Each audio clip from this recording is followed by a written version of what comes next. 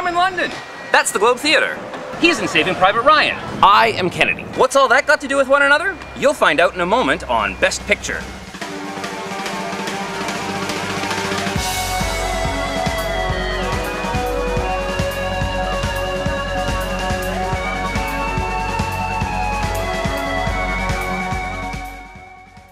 Have you figured it out yet? Today, I'm talking about the 1998 winner of the Best Picture Oscar, Shakespeare in Love. To help me discuss this film is the winner of the best performance left largely on the editing room floor from the Oscar-winning film Saving Private Ryan, Dmitry Guritsas.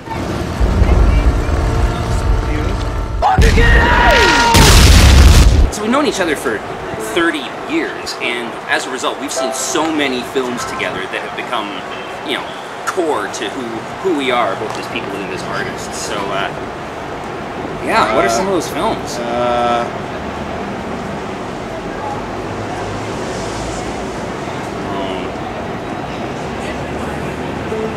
Okay, that's sad. Shakespeare in Love is an odd winner in that it is inarguably an excellent film, but it pulled off an unlikely feat. Skipping to the end. Not only was it one of the rare romantic comedies to ever win Best Picture, but it also managed a dark horse upset when pitted against a monstrous historical epic, a genre which has always been favored by the Academy. The contender in question? Saving Private Ryan. A film which, in many people's opinion, including mine, features the most visceral 24 minutes of cinema verite ever captured. And, on the strength of that, many people think that the wrong film won the Oscar. I love Shakespeare in Love, great film, but yes, I took it very personally.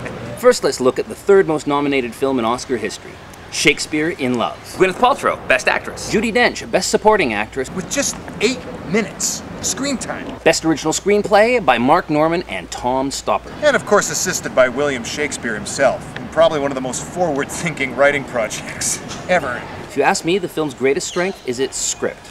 Dialogue is sharper than a samurai paper cut. The premise is pure delight. And on top of it all, the plot lines and structure are pulled directly from Shakespeare, reinvented to fit the cinematic conceit that frames the story. Brief synopsis. A financially desperate and creatively blocked William Shakespeare reworks his latest play, Romeo and Ethel the Pirate's Daughter, around the inspiration of his forbidden love to Viola, a daughter of gentry, who's masquerading as a boy in order to play a part in Shakespeare's play. That is the simple version. The plot, to Stoppard's credit, is far more convoluted than that, and draws upon the verse, dramatic structure, and plot devices of Shakespeare, his contemporaries, and his time. Don't be fooled, this movie is 100% fiction. The Mark Norman script banged around Hollywood since the 1980s, and it was attached to Julia Roberts, who demanded that Daniel Day-Lewis play the part of the bard. Lewis wasn't interested in the production, it died on the vine. Eventually, Miramax produced the Stoppard rewrite. Stoppard being well-versed in whimsical Shakespearean adaptations, with Rosencrantz and Guildenstern Are Dead and Cahoot's Macbeth. In 1999, Faye Kellerman sued the producers, claiming the story was substantially taken from her book, Quality of Mercy, in which Shakespeare and a cross-dressing Jewish woman solve a murder? Which sounds at best to be a superficial similarity. Who writes this stuff? Shakespeare in Love won 7 Academy Awards and was the bald influence for the short film George Lucas in Love. The other nominees were Elizabeth, Life is Beautiful, Thin Red Line, and Saving Private Ryan. It may be argued that Saving Private Ryan and The Thin Red Line split the vote between two World War II epics, but you'd also have to consider that Shakespeare in Love and Elizabeth split the costume drama vote. So, why didn't Holocaust film Life is Beautiful win?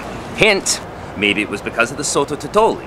Box office. Shakespeare in Love got 9th in 1998. Saving Private Ryan got 2nd place. All the other nominations for Best Picture didn't even crack the top 30.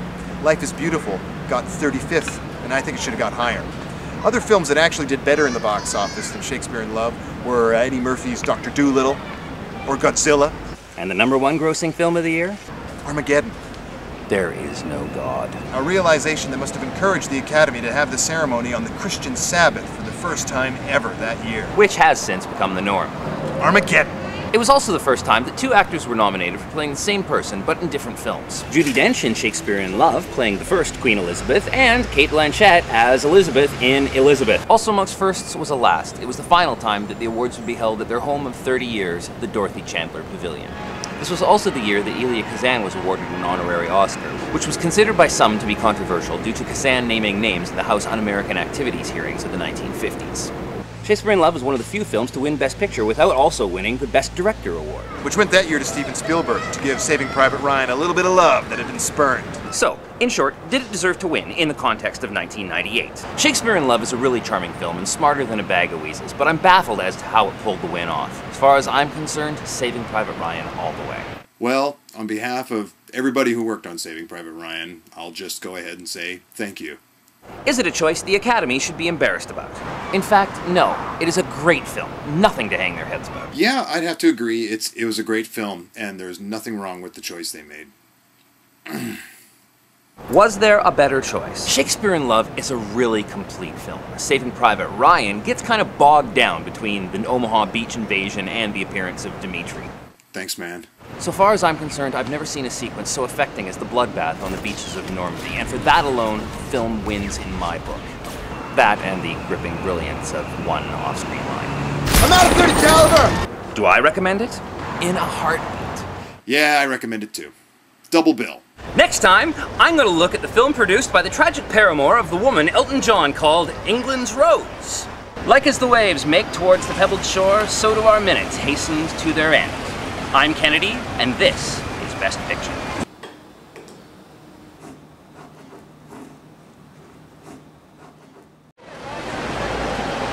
This is hell for a dyslexic. Right, which is my right.